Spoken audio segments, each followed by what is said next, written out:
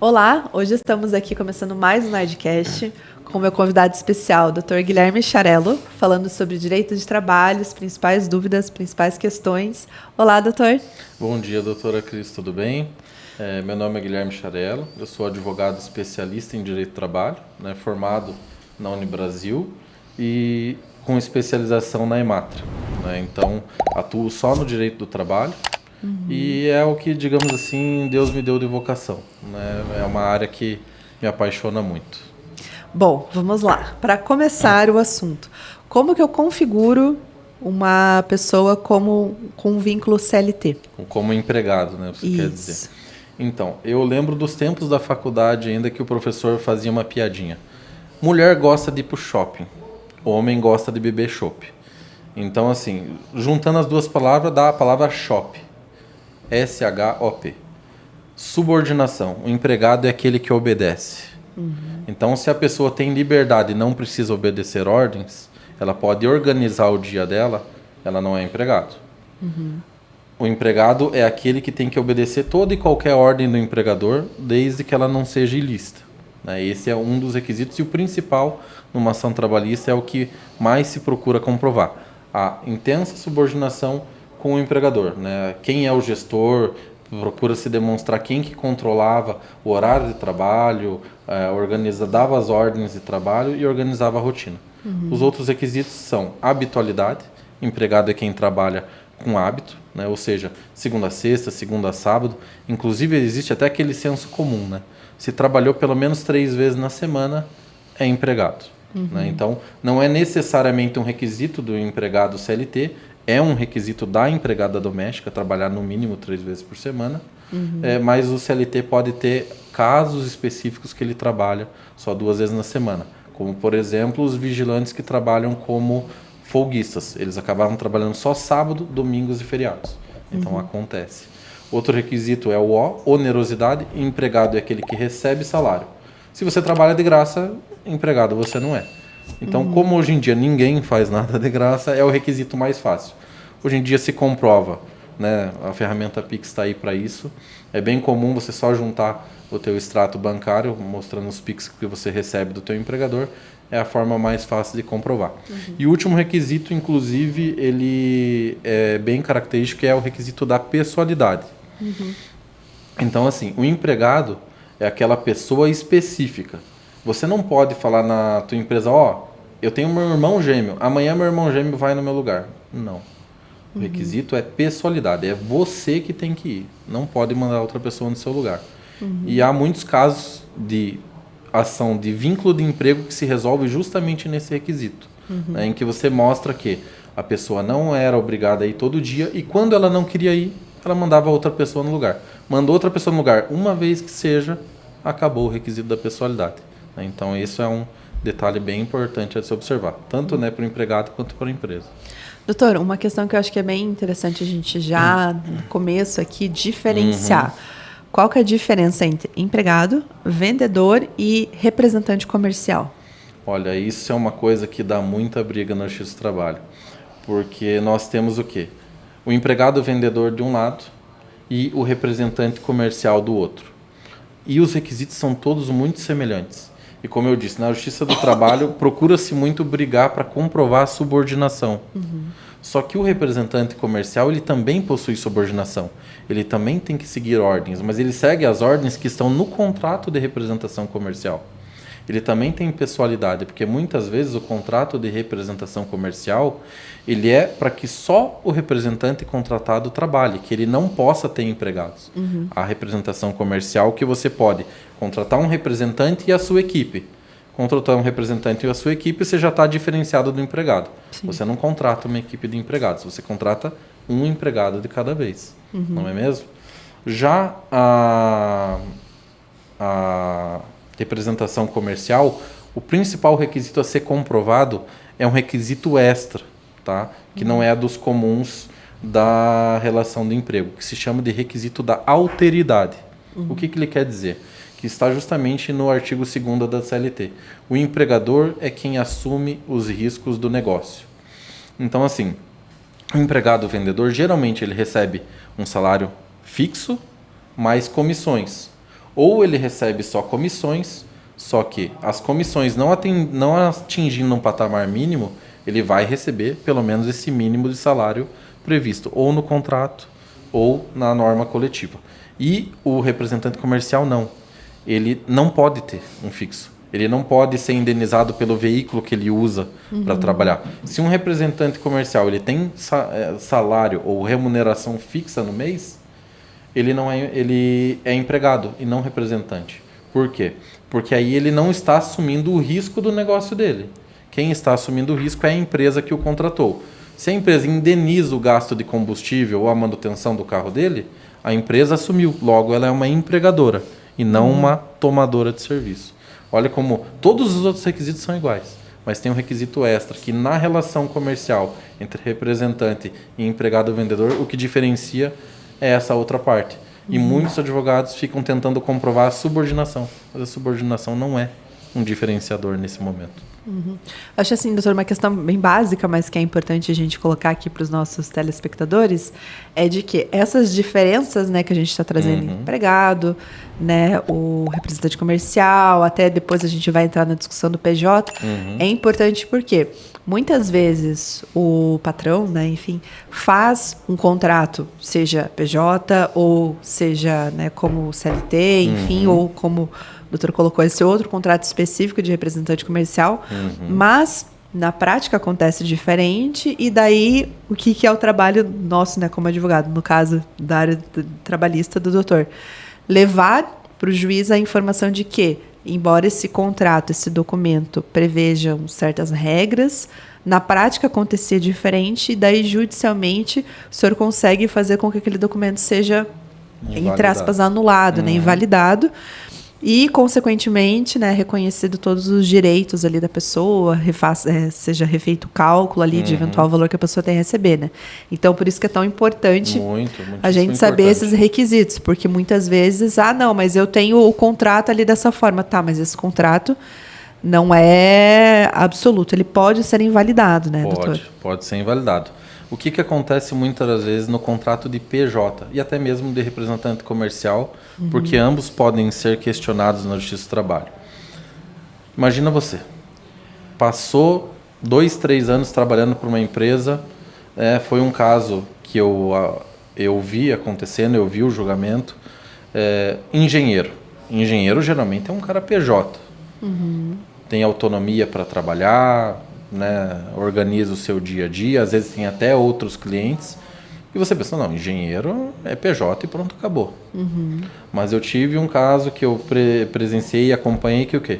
O PJ demonstrou que ele foi contratado por um valor fixo por mês, até isso aí é semelhante, porque uma prestação de serviço exige um valor contratado mensal, mas demonstrou que o gerente da empresa exigia que ele cumprisse horário. Exigia que ele comandasse a equipe interna da empresa como se ele fosse um gerente dentro da empresa. Exigia metas. Um PJ não tem meta. Um PJ não tem horário a cumprir. Óbvio. Uma pessoa que preste serviços como para PJ, ela tem obrigações. Sim. Não é simplesmente receber e trabalho do jeito que eu quero. Não, ele tem um mínimo a cumprir. Mas exigir horário, exigir comparecimento presencial na empresa, toda vez, né? Não pode trabalhar à distância. Opa, a empresa está interferindo na forma como ele vai prestar o serviço. Então, você trazendo um aumento da subordinação, que num contrato de prestação de serviço ela tende a ser menor e limitada pelo contrato, você acaba demonstrando que aquela pessoa não é um PJ, ele é um empregado. E em muitos casos acontece justamente isso. A pessoa é contratada para ser PJ, mas ser PJ só dentro da tua empresa. E isso é muito semelhante, e havia muito problema na Justiça do Trabalho quando contratavam-se cooperativas. Uma empresa maior contratava uma cooperativa de trabalho, aí a cooperativa tinha vários trabalhadores. Mas aí essa cooperativa inteira só trabalhava para essa empresa, todo mundo da cooperativa tinha e-mail da empresa, né? Vamos usar nomes aqui para facilitar. A empresa A contratou a empresa B. A cooperativa B. O pessoal da cooperativa B tinha e-mails na empresa A. O meu e-mail era guilherme@empresaa.com.br. Você já começa a demonstrar que cooperativa é essa? Cadê a liberdade dos cooperados para ter outros clientes? Não, só tinha aquele cliente, tinha ordens a seguir, horários a cumprir. Então você acaba demonstrando tanto no PJ como numa cooperativa, ou até mesmo outras formas, como por exemplo o autônomo. O autônomo é pessoa física, mas também tem que ter uma certa liberdade e acaba se demonstrando que muitas vezes ele é empregado porque tinha uma subordinação muito forte. E os outros requisitos, né? A habitualidade, trabalhava de segunda a sexta ou segunda a sábado, onerosidade que ele recebia um valor específico e a pessoalidade, porque é ele que tem que trabalhar, não pode mandar outra pessoa no lugar. Um alerta que eu acho importante colocar, né, doutor, sobre específico essas questões, 2, na verdade. 2. O primeiro é que é interessante, dentro de todas essas questões, ter sempre um advogado prestando uma orientação ali para a empresa, para o RH, de como conduzir. Ou seja, não basta eu ter um contrato bem elaborado ali, com um advogado ali organizando aquele contrato, mas também ter determinados comportamentos a serem seguidos pelo RH, pelo empregador ali, para não configurar essas outras situações. E uma outra questão que eu acho bem importante colocar também é de que a gente está colocando aqui, posso ter um contrato e ele ser invalidado na Justiça do Trabalho. Tá, como que ele vai ser invalidado? O doutor está dando vários exemplos de situações. É importante a gente explicar a questão das provas, né, doutor? Exato. Porque a Justiça do Trabalho pode considerar tanto, como o doutor colocou, extratos bancários, PIX, como conversas no WhatsApp, né? Provas testemunhais, troca de e-mails. São provas que são admitidas na Justiça do Trabalho, né, doutor, para eventualmente comprovar uma situação dessa, né? Primeiro ponto ali que você citou da empresa é que ela quer um contrato. Olha, me dói quando eu vejo uma empresa que fala: mas meu contador faz a parte trabalhista para mim. Empresário, contador é contador. Advogado trabalhista é advogado trabalhista. Não tem como um contador fazer o trabalho de um advogado. São coisas totalmente distintas. O contador tem muitas responsabilidades para ter que ainda acumular mais essa. Muitas vezes pega um contrato padrão ali da internet que não tem nada a ver com aquele caso. Exatamente, né, isso é muito perigoso. Então, empresário, tem o seu advogado de confiança. E geralmente, né, os escritórios que atuam para empresas, eles não fazem só trabalhistas. Tem outras áreas de atuações, né, uma cobertura muito maior e sempre sai mais barato. Tá? Porque assim, vamos pegar o caso de um PJ. Ele ganha 10 mil por mês fixo. Tá? Ele é um cargo de consultor. Ele é um consultor externo. Deveria ser um consultor externo. Mas na prática, como que o consultor prova que ele é empregado? Ele mostra por conversas de WhatsApp com o dono da empresa ou com o gerente da empresa que ele tem que estar todo dia. Que quando ele não está na empresa, ele recebeu ligação cobrando: olha, por que você não está aqui? Né, você tem que vir trabalhar daqui. Você não atendeu tal demanda e tal prazo. A minha equipe não está cumprindo as metas que nós estabelecemos. Então, tudo isso tem que ser feito de algumas formas. E-mails, conversas de WhatsApp.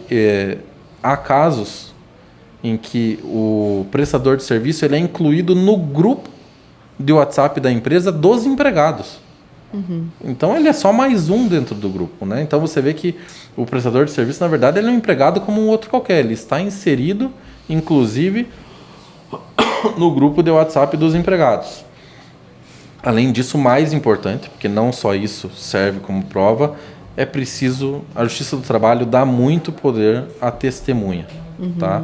Eu sei que nas outras áreas a testemunha pode não ter uma valoração tão alta, mas a Justiça do Trabalho ela é extremamente importante. As conversas de WhatsApp, né, já vi julgamentos no STJ que muitas vezes não aceitam por uma possibilidade de você fraudar uma conversa, coisas desse jeito, desse tipo. Já a Justiça do Trabalho não, ela é muito mais, digamos assim, maleável nesse sentido, porque ela busca comprovar a verdade. A situação de fato. Exato, né? Até por uma pergunta simples que já resolveu muitos casos. O juiz apresenta na tela ali na audiência: olha, temos aqui esta conversa, juntaram no processo, aqui está a tua imagem, essa conversa realmente aconteceu? A pessoa ou ela vai falar que aconteceu ou não aconteceu. Se ela não aconteceu, às vezes a pessoa mente, não, essa conversa não é minha.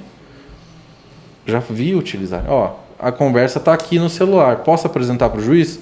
O juiz pega o celular da parte, abre, vê que a conversa é real, porque o que se pode falsificar é que você cria na internet as conversas.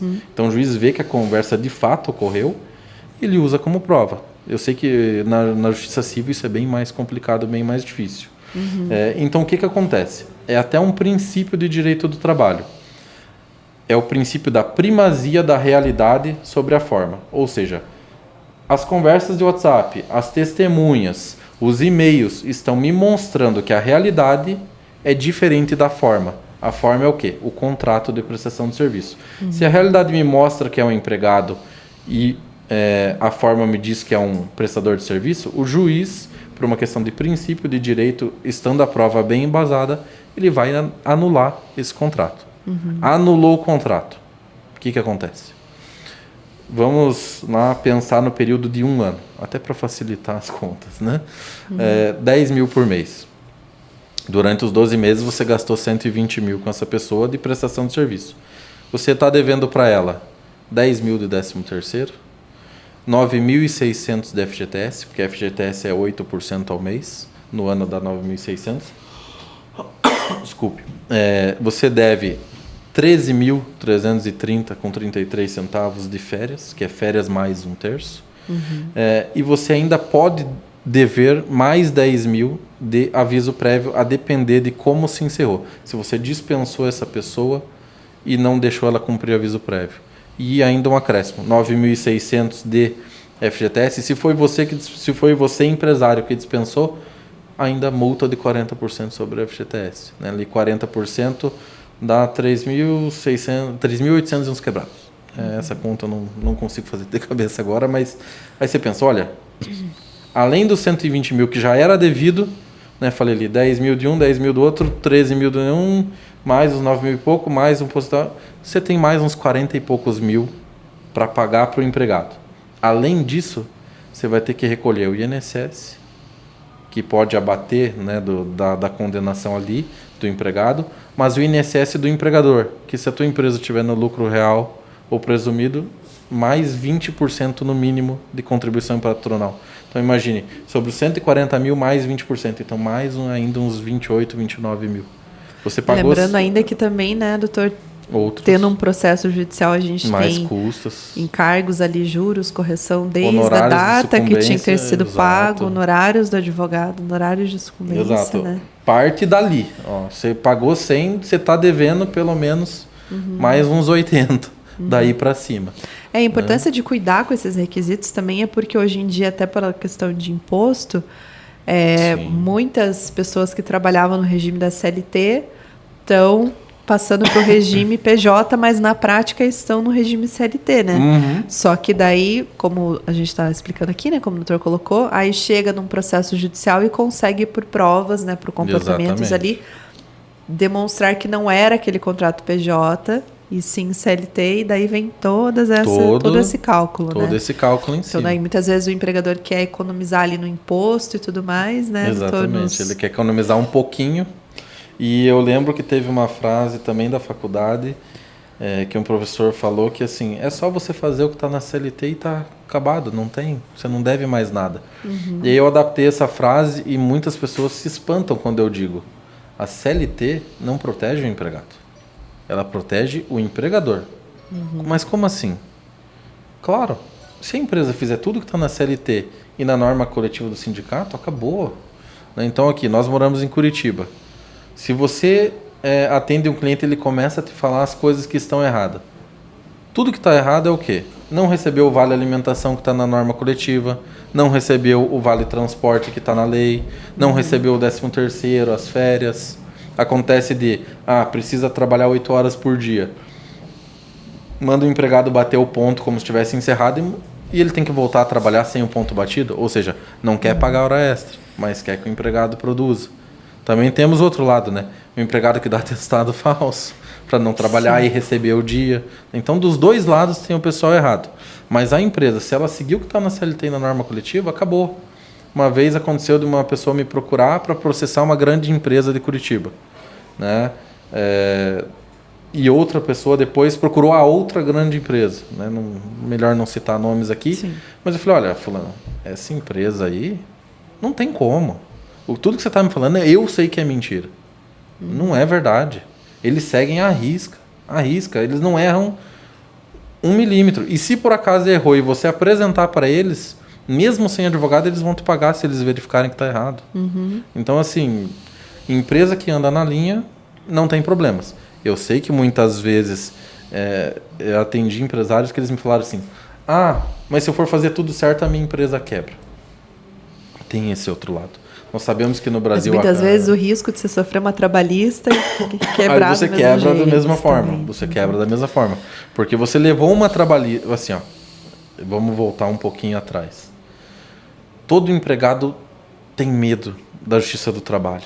Porque ele não quer, ele acha que ele vai se queimar. Eu nunca fiz... Vários clientes falam, eu nunca fiz isso. Nossa, é a primeira vez, eu estou muito desconfortável. Eu falei, você está desconfortável por quê? Porque você está indo atrás do seu direito? Né? A doutora atua em direito de família. Um paralelo bem semelhante. A mulher é agredida em casa e ela não quer levar porque, nossa, ela, né, vai prejudicar quem agrediu ela.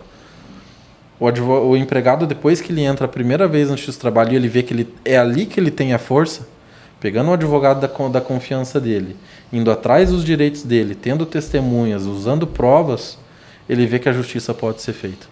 E a justiça do trabalho, ela é muito rápida, né? Eu tenho vários processos que eu e outros advogados conseguem resolver em menos de 1 ano. É um processo para demora 3 anos. Né? Casos muito pontuais passam disso. Né? Principalmente se o advogado advogar para a família. Né? Pegou um parente, aí esqueça. Aí o processo vai demorar mesmo. Né? Tem processo que vai além, mas, né? Enfim.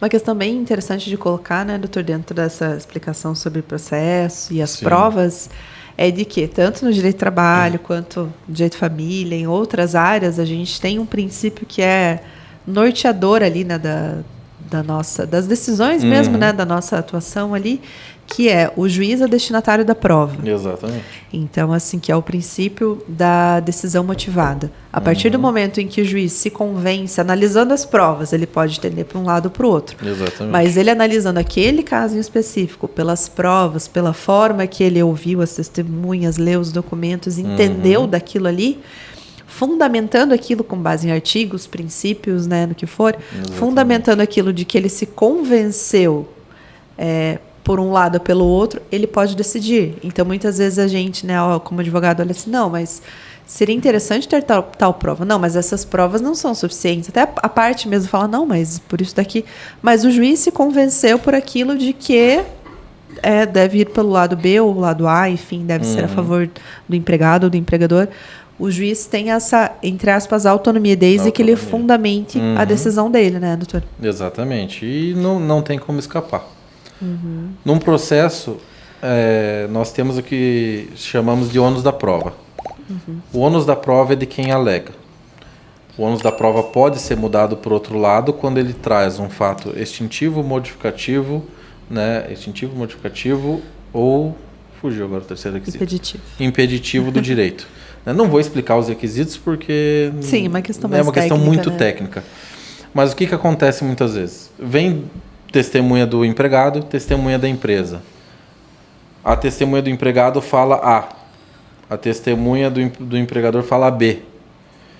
Aí o juiz vai ter que escolher qual das duas para ele falou a verdade. Tem juiz que não gosta de escolher, ele vai pela lei. Na lei existe uma questão de se a prova ficou dividida, quem detinha o ônus é que perde. Ou seja, se a prova, por exemplo, recebia salário por fora, ele recebia. A outra testemunha fala, não, ele não recebia. Ficou em dúvida. Recebia ou não recebia? Quem que tinha que comprovar? Era o empregado que tinha que comprovar o salário por fora. Então, como a prova ficou dividida para os dois lados, perde o empregado. Só que, na verdade, o juiz, eles têm muita experiência. Eles vão olhar, não, esse cara aqui tá respondendo muito rápido. Ou ele está respondendo muito sim e não de acordo com o que o advogado está perguntando. Ele não está explicando. Eles conseguem perceber, Eles né? percebem, Quando eles tem ali percebem. uma... Eles Muitas percebem. vezes, né, até preparado ali, né, Exato. orientado de uma forma a Exato. mentir ou não, né? Por exemplo, a pessoa fala, não, em 1992, no mês de março, ele começou a trabalhar e tal, e realmente, né, ele sofreu isso aqui, tá, mas da onde você tirou essa data? O que aconteceu? Eu já vi audiências assim. Sim. Aconteceu alguma coisa relevante naquela época para você lembrar? Ah, não, nasceu meu filho e tal. Daí é uma coisa. Aí é uma agora, coisa. não. Tipo, tirou Aí- do além, né? Aí o juiz pergunta, tá, mas quando que você saiu daí? Ah, não lembro. A pessoa não lembra a data da demissão dela ou a data da entrada, mas lembra da data específica. Ou muitas que vezes tal assim, não, coisa você conheceu aconteceu. ele quando? Ah, em 2005. Ué, mas você falou de uma situação bem anterior. Mas se você Exato. não conhecia ele... Tem essas Exato. coisas ali que só Acontece. na prática a gente vê, né, Acontece. doutor? Acontece. Outro tema bem importante. Rescisão indireta. Doutor, pode explicar um pouco melhor pra gente? Sim, isso é uma coisa que pouquíssima gente sabe e é de extrema importância. Por quê? Imagine você empregado, você não está aguentando mais. Atraso de salário, teu FGTS não está depositado, você sai de férias e não recebe teu dinheiro das férias, teu 13º do ano de 2024 não foi pago, a empresa não tá cumprindo com o que ela precisa do teu contrato. Então, o que o empregado pode fazer? Ele pode ajuizar uma ação para pedir rescisão indireta. O que é a rescisão indireta? É quando o empregado ele está dando a justa causa na empresa. É quando a empresa está cometendo uma falta grave e aí o empregado ele vai entrar com essa ação para que o juiz reconheça que a empresa não está cumprindo com o direito dela. E o efeito O direito do principal... empregado. Exato, o direito do empregado. Não tá, os salários estão em atraso, o salário tem que ser pago até 5º dia útil. Isso é uma dúvida muito comum. Empregado, sábado é dia útil. Então, se teve o feriado... Foi carnaval esse ano, né? Carnaval ali. Ponto facultativo. Conta, não conta? Que dia que tem que ser pago? Né? Então, sábado conta. Tá? Então, muita gente recebeu o salário somente na segunda-feira, dia 10. Quem recebeu dia 10 de março recebeu o salário em atraso.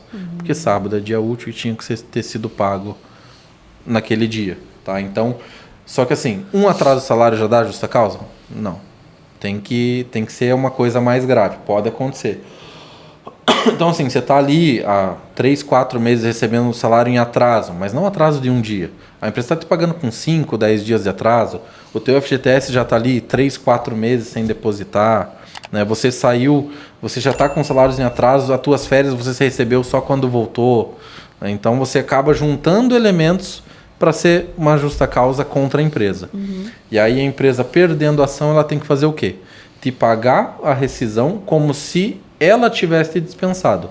Ou seja, terá aviso prévio e a multa de 40%, além dos outros direitos, né? Férias vencidas, férias proporcionais, 13º integral ou proporcional, a depender da época do ano. Bem interessante. Muito. Outra questão mais legal também é horas extra, escalas de 12 a 30, jornada de 6 por 1. O doutor pode explicar? Posso explicar. 12 por 36 é muito comum na área de enfermagem e na área de vigilância e portaria. Essas 3 áreas é onde mais o contrato 12 por 36 é utilizado. O que acontece? Numa semana, o empregado tem que trabalhar 44 horas semanais. 8 horas por dia, né, desde que não ultrapasse isso. O comum seria segunda a sexta, 8 horas, sábado, mais 4 horas, fecharia as 44. Só que tem atividade que você não pode parar. Um hospital não pode ter enfermeira só 8 horas por dia. Tem que funcionar 100% do tempo. Então, criou-se a figura da 12 por 36. Um turno trabalha das 7 da manhã às 7 da noite e o outro turno trabalha das 7 da noite às 7 da manhã. Tá? O que nós temos? Numa semana, a pessoa vai trabalhar 48 horas e na outra semana, para compensar, ela vai trabalhar apenas 36 horas. Por quê? Ela vai trabalhar dia sim, dia não, dia sim, dia não. Então, semanas ela vai trabalhar 4 dias, outras semanas ela vai trabalhar apenas 3 dias. E aí, como há uma compensação, domingo que você trabalhou e feriado que você trabalhou, já está automaticamente compensado, né, ali nos termos da lei. Há ainda uma discussão sobre as férias, se o dia não tem que ser pago em dobro, mas aí só na justiça para você resolver isso. Caso a caso. Caso a caso, né? Tem que verificar como foi, se não houve alguma compensação ali ou não.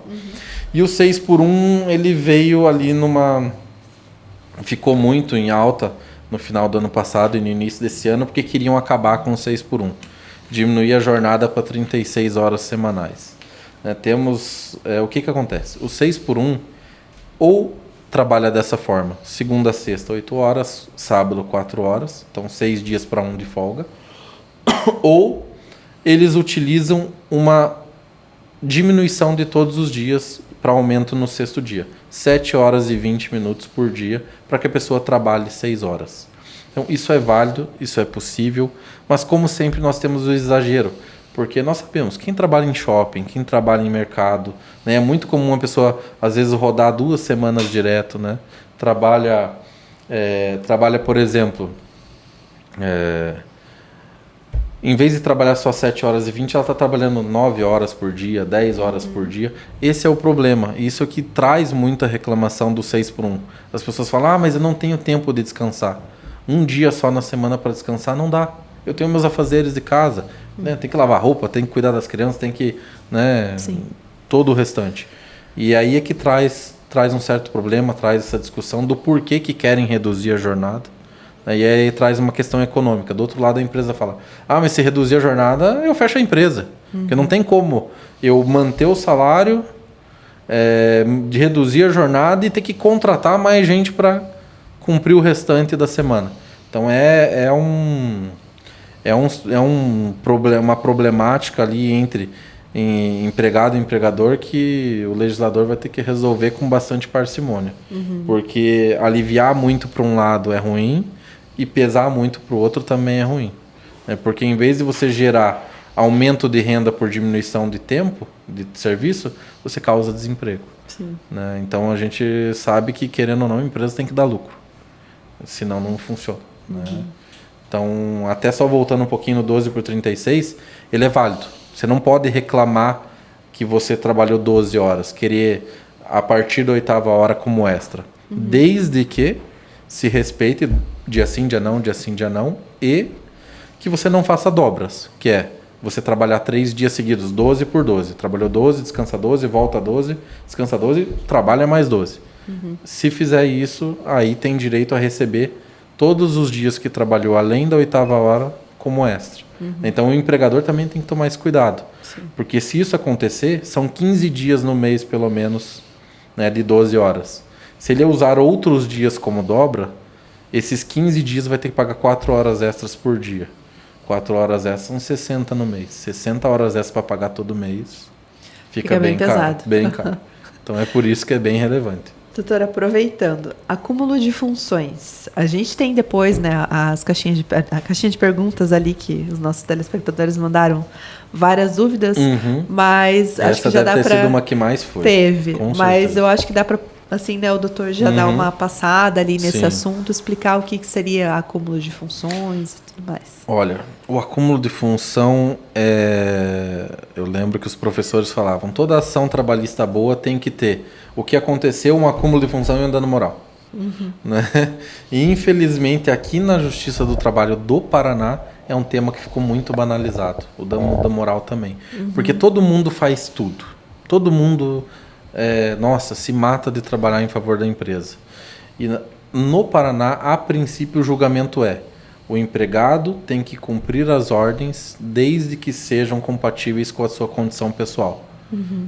O que é compatível com a sua condição pessoal? É muito vago, né? É muito vago. E aí, eu te pergunto, você trabalha como advogado. Você pode limpar o teu escritório? Você tem condição de limpar? Está dentro da condição pessoal, então você não vai receber um acréscimo. Que é muito isso que acontece. Eu trabalho na linha de produção da empresa, eu sou aqui um operador das máquinas, e além disso eu tenho que cumprir o sistema 5S, eu tenho que organizar o ambiente de trabalho, eu tenho que fazer a limpeza, né? Então, além disso, eu acumulo a limpeza. O juiz nunca vai te dar isso aí. É mais fácil você ganhar um acúmulo de função quando a empresa acaba, por exemplo, enxugando o quadro. né? Tinham 10 pessoas para operar 10 máquinas. Saíram 2 pessoas, as 8 continuam operando as 10 máquinas. Saiu mais 2, as 6 continuam operando as 10 máquinas. Né? Que aí realmente você está acumulando função de outras pessoas, né? E não outras atividades. É muito mais fácil um ganho quando você demonstra que você acumulou trabalho de outras pessoas. Né? Ou também quando você é contratado para uma função A. Você é um auxiliar administrativo da empresa.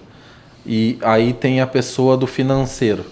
E a pessoa do financeiro peça que, para além da tua parte administrativa, você comece a ajudar no financeiro também. Aí você está acumulando as duas atividades. É discutível por quem entra. Você tinha condição de fazer? Então você não precisa de um acréscimo salarial. Mas por outro a função que você está acumulando, ela tem mais complexidade que a tua? Ou então você tem direito a um salário maior. É um tema muito... digamos assim, ele é muito complexo e que realmente tem que ser analisado caso a caso, porque por mais que nós, né, nós como advogados, nós sempre queremos puxar a sardinha para o nosso cliente, seja empregado ou empregador, e nós vemos o direito do nosso cliente. Não, aqui tem um acúmulo mesmo e vamos atrás disso. Aí o juiz fala, não, estava na condição dele, o empregado tem que cumprir as ordens do empregador. Ou o outro lado, não, realmente. Ele foi contratado para uma função A, complexidade menor. Né? Isso serve muito para indústrias. Né? A pessoa trabalha, vamos supor, numa máquina A que ela depende de um nível de conhecimento. E aí tem as máquinas B, C e D. A C e D são extremamente complexas. E ele tem um cargo para operar só a A. Alguém da C e D saiu e ele começa a operar a A e C ou A e D. É mais fácil de você comprovar e ter direito a um acúmulo de função. O doutor citou também a questão da indenização por danos morais, eu fazendo meu comentário aqui do cível, né? Também teve uma banalização desse pedido nos processos né? do cível. E hoje, justamente, qual que é o diferencial? Eu tenho que comprovar, em regra, né? Eu tenho que comprovar que aquela determinada situação que eu estou levando ali para o processo, ela gerou efetivamente um abalo moral. Sim. O que os juízes muitas vezes entendem? Nesse caso, realmente teve ali um estresse, aquela situação, mas foi um mero aborrecimento e não uma situação que configure um abalo moral indenizável. Da mesma forma, uma diferença muito sutil, que tem que ser colocada caso a caso, né? E também, né, a gente, como advogado, sabe, tentar levar o máximo de provas, de informações, né, daquela situação. Alguém que tenha visto. Mas né? Assim, na prática, como tem muitas coisas ali que as pessoas estão sempre batendo nesse... Qualquer processo colocam, né, esses pedidos, então tem que ter os juízes acabam tendo um cuidado maior ali na análise, maior, né, doutor? Muito maior. Principalmente no dano moral, nós temos a questão de... Ele fala, eu sou perseguido. Aí nós temos que saber, na justiça do trabalho não é mero aborrecimento. Os juízes usam o termo sensibilidade exacerbada. Ou seja, o empregado é muito sensível. Ele se dói por qualquer coisa. Tudo ele acha que ele é perseguição. Então os juízes banalizaram nesse sentido. Eles falam, olha, tem que ser grave. Para ser dano moral, tem que ser grave. Não basta ele ficar toda a reunião chamando a sua atenção na frente dos outros. Porque isso aí é meta. Toda empresa, a gente sabe. Até juiz tem meta de julgamento, meta de acordo, meta de tudo. Então, até eles, sabendo que eles são cobrados, eles não aceitam qualquer coisa. Precisa ser algo grave. Um xingamento em reunião, um quadro de exposição das metas, aí mostra a classificação das metas. Só isso já é necessário? Não. Quem bateu as metas está em verde. Quem não bateu a meta ou está muito abaixo está em vermelho. E no meio termo está ali escrita normal. Ou seja, ele está dando um destaque para quem é ruim. Ele faz quem é ruim passar vergonha. Aí sim a gente pode conseguir configurar um dano moral. E aí, né, olha aqui. Celular é a maior prova que nós temos. Você tira a foto do quadro. Tem o quadro vermelho lá com teu nome em vermelho? Tira foto. A empresa não pode ter proibido de tirar foto. Ela que para de usar o quadro. Ela que para de usar o e-mail. Né? Vem aquele e-mail. Tem que bater a meta. Já vi um e-mail assim.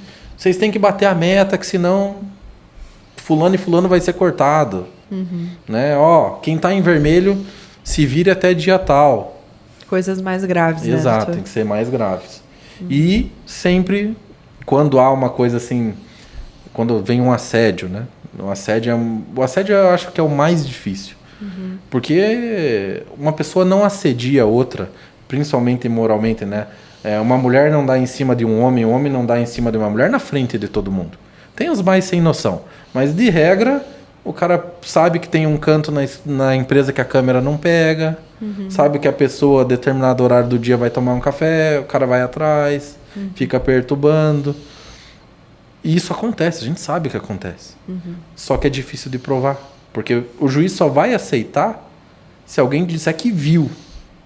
Se fiquei sabendo que...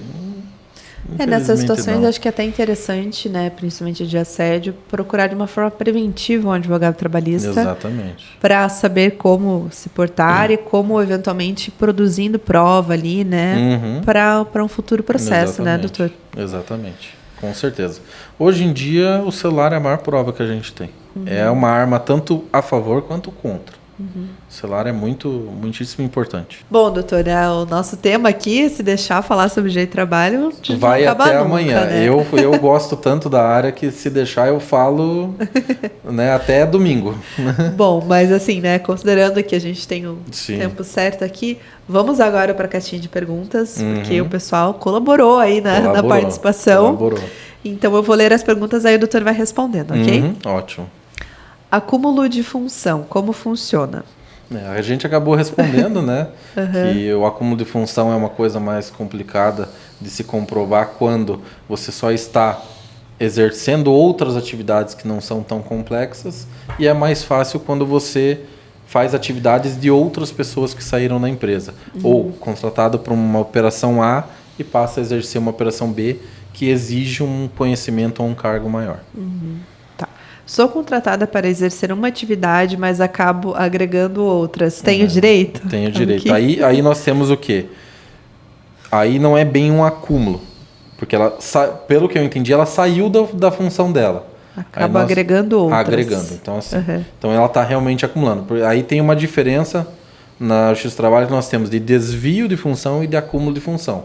Que é quando você é contratado para A, mas passou a B e B ganha mais. E aí, no caso dela, então, ela está agregando, né? Ela está fazendo A e B. Então, aí o que ela tem que fazer? Enquanto trabalha na empresa, nada.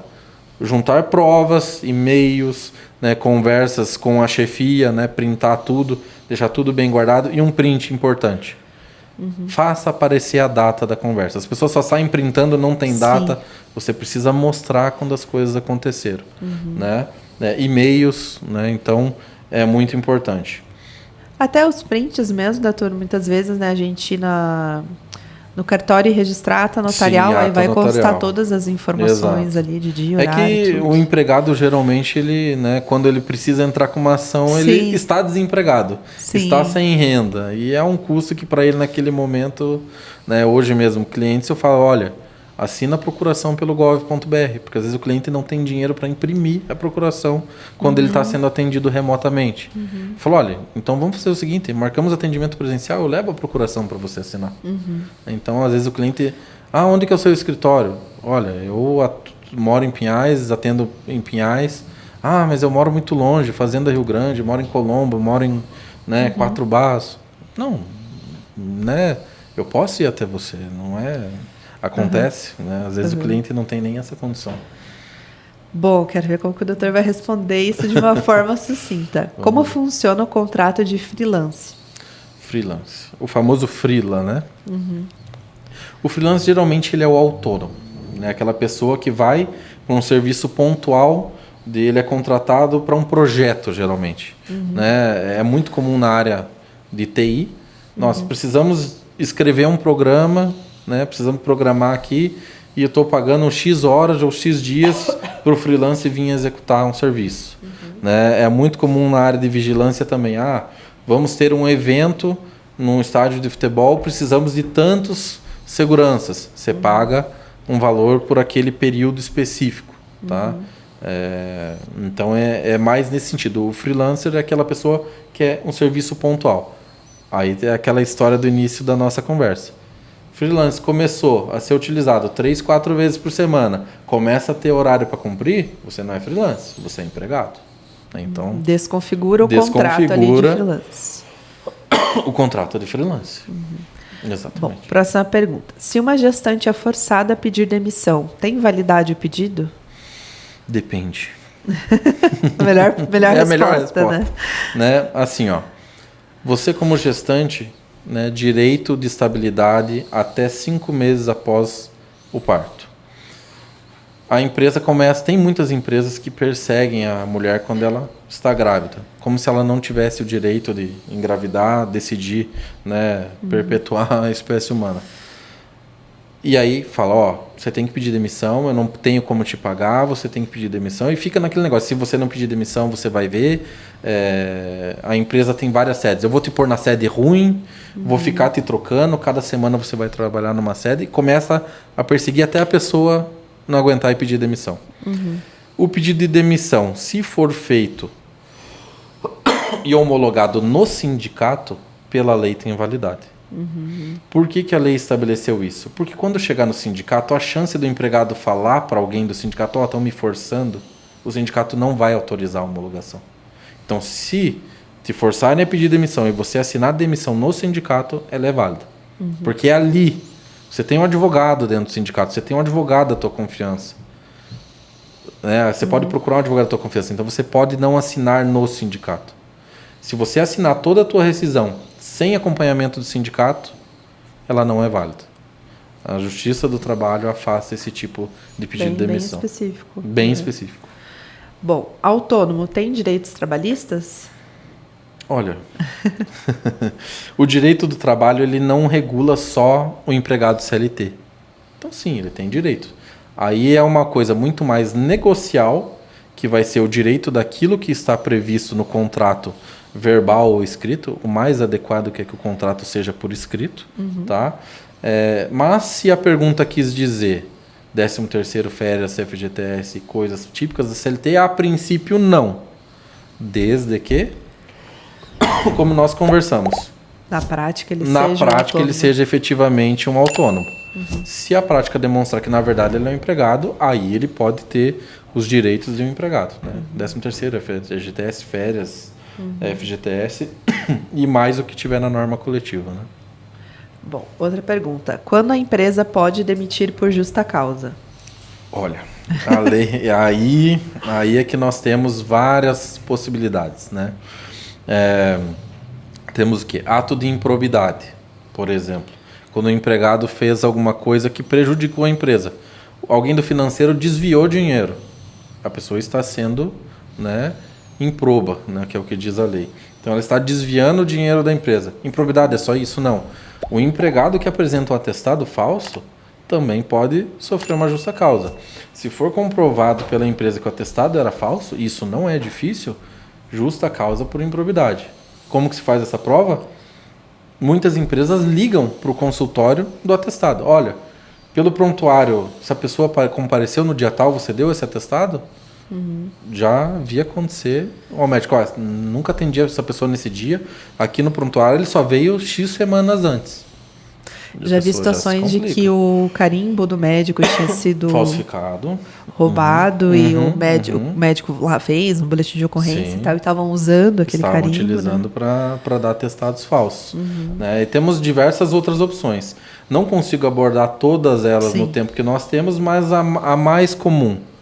Se eu faltar mais de 30 dias é abandono? Se eu faltar 10 dias é abandono? Como é que funciona? Pessoas que faltam muito, né? Todo mês ela falta 2, 3 vezes. Se não tiver atestado médico, é o que nós chamamos de desídia. É aquele cara que é preguiçoso, ele não está sendo cuidadoso com o trabalho dele. Agora, abandono de emprego é só quando a pessoa falta mais de 30 dias consecutivos. Sem atestado, né? Sem atestado, sem justificativa. Uma coisa que acontece muito, né? Então, assim, entra um pouco no direito previdenciário, mas tem que tomar cuidado. Você recebeu alta do INSS, você tem 30 dias para voltar na empresa.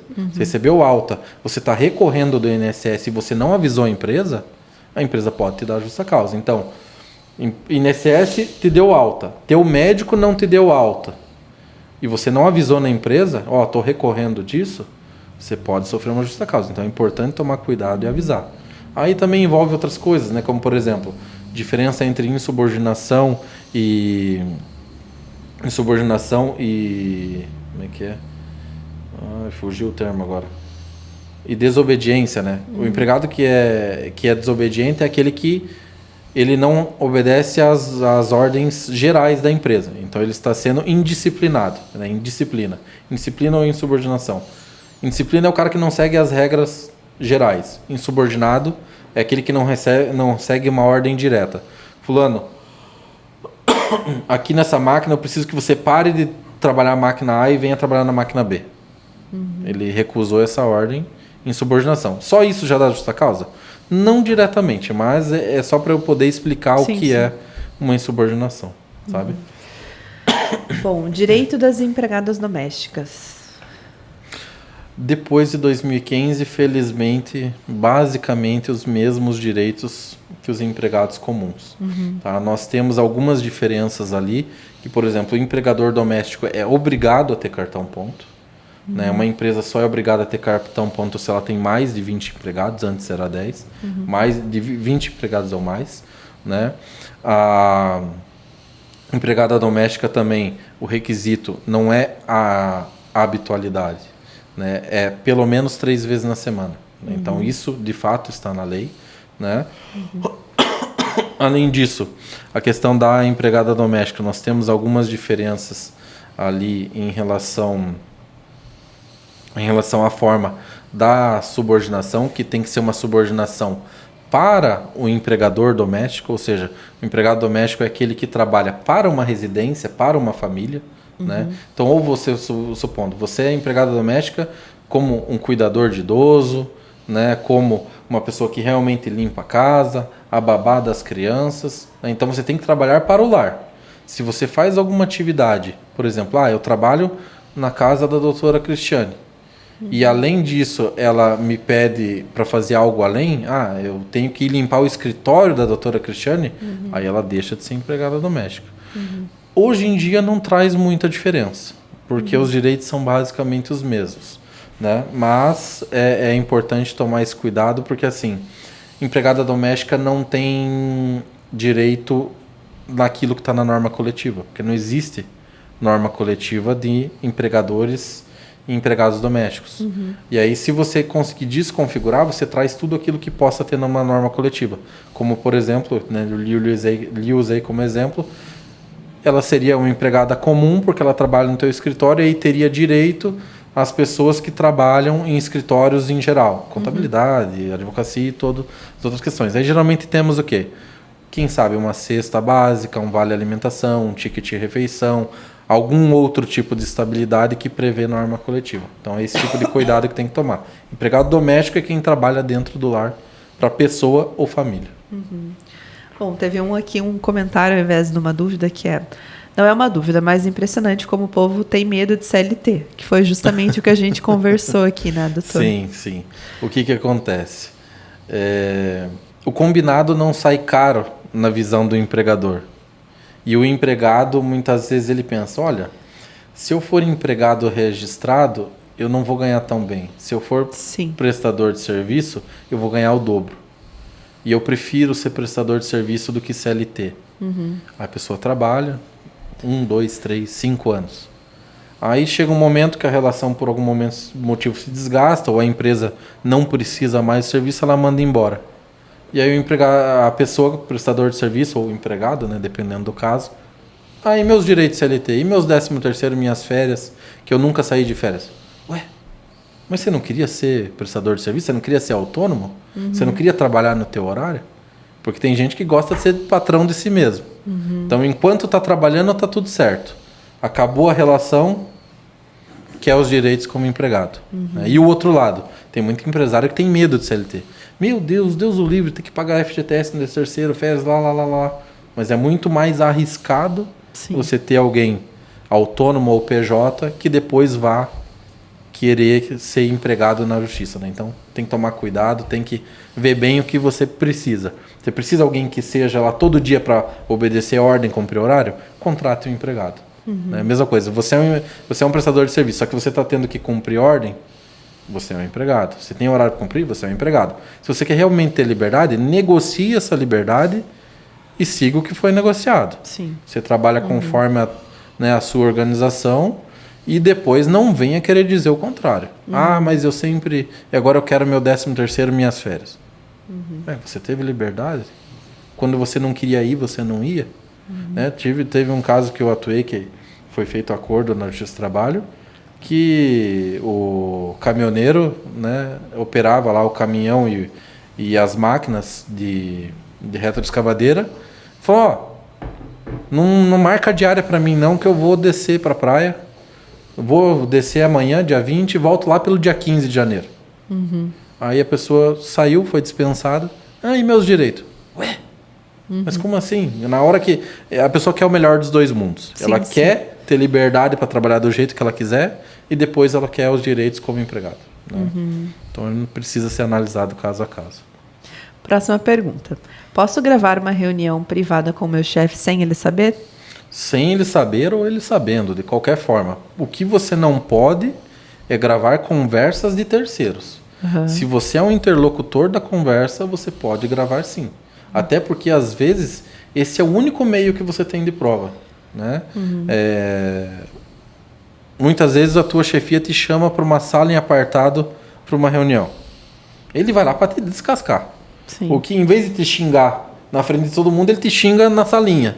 Como é que você vai provar? Como que prova assédio moral? Como que prova? Você prova com o teu celular gravando a conversa. Muitos empresários, nesse tipo de sala de reunião, vai lá para a sala e deixa teu celular na tua mesa.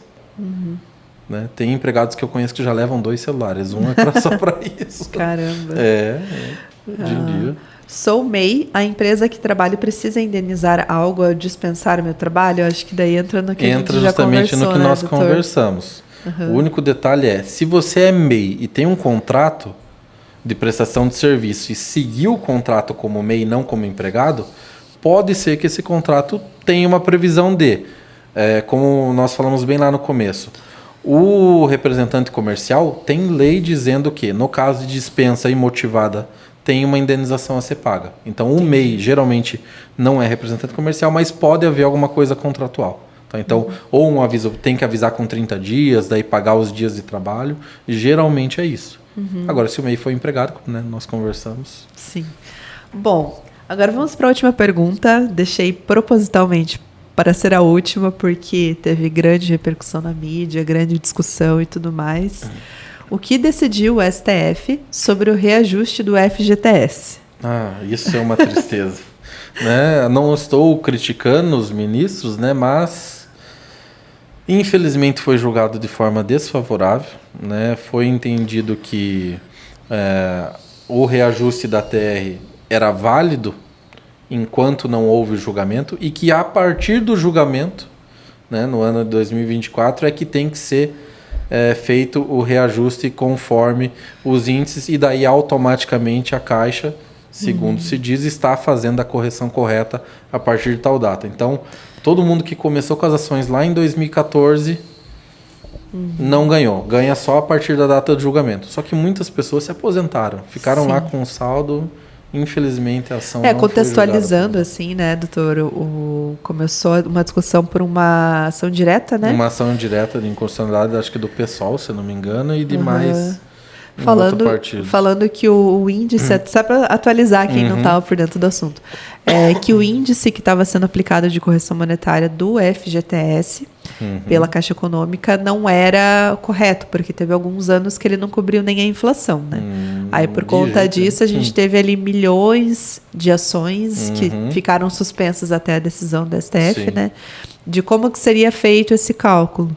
E dentro do entendimento da STF, a gente reconhece realmente que essa taxa não foi boa, correta, mas a gente, né, os ministros entendem que deve ser corrigido só daqui para frente, né? Daqui 2024, quando foi dada essa decisão. E um dos fundamentos ali da decisão, né, doutor, foi que assim, se a Caixa for pagar todo mundo, esses milhões de ações que entraram, ela vai quebrar. Mas eu discordo. Quem fica com o prejuízo aí foram de novo as o pessoas, trabalhador, né? Por que eu discordo? Só um breve comentário. O dinheiro volta. A economia gira. Entendeu? Imagine as milhões de ações que foram feitas. Pagou o dinheiro. A Caixa se descapitaliza. Ok, acontece, faz parte. Crie-se um plano de pagamento. Mas todos os trabalhadores teriam renda para gastar. Gastar, ninguém ia ficar por o dinheiro debaixo do colchão. A economia gira. Eu lembro quando veio o auxílio emergencial na pandemia, que foi horrível a pandemia. Teve gente que pegou o auxílio emergencial, obviamente, para pagar contas importantes, mas teve gente que mudou alguma coisa na casa, trocou uma geladeira que estava estragada. O comércio gira, ele se readapta, o dinheiro volta. Então, essa é a minha crítica, sabe? Que a gente percebe assim, ela... teve os fundamentos na decisão, Sim, mas sim. a gente sabe que tem questões políticas ali por trás também, né, doutor? Existe, o problema é que às vezes o político está interferindo muito no jurídico, né? Quando na verdade também a parte política de haver uma movimentação, né, da economia seria muito favorável. Né? Então, infelizmente foi um fundamento semelhante. Não dá para dar desaposentação porque o governo quebra. A revisão da vida toda também não pode porque o governo quebra. Mas gente, se organizem com as contas, né? Gastem menos o dinheiro público de forma mais útil e dê o direito que é do trabalhador, né? Conceda o direito. Não temos como pagar todo mundo ao mesmo tempo. Crie-se um plano. Quem entrou com as ações primeiro recebe primeiro. O dinheiro circula, o dinheiro volta. A roda tem que girar. Né? Então, e para o empresário seria ótimo. Seria ótimo. Quantas empresas não conseguiriam contratar mais pessoas, vender mais, ter mais lucro, porque o lucro também é importante. Sim, então é complicado. É só doutor, o que nós podemos falar. Muito obrigado pela sua participação. Eu que agradeço o convite. Nossa, foi muito conteúdo, foi muita coisa aqui que eu acredito que vai agregar, ajudar muitas pessoas. Agradeço ter aceito o convite, ter participado. Gostaria que o senhor deixasse sua principal rede de comunicação, seu telefone aqui para todo mundo. Não, perfeito. Guilherme Charello, né, no Instagram. E meu celular é 419-9904-4531. Eu uso basicamente o Instagram. E confesso que até o Instagram eu tenho um certo preguiça. Mas me mandou mensagem, seja no WhatsApp ou no Instagram... No mesmo dia, geralmente eu respondo. Tá bom. Pessoal, vai estar aqui embaixo também os canais do doutor. Doutor, muito obrigada. Eu que agradeço. Pessoal, eu espero vocês no próximo episódio. Tchau, tchau.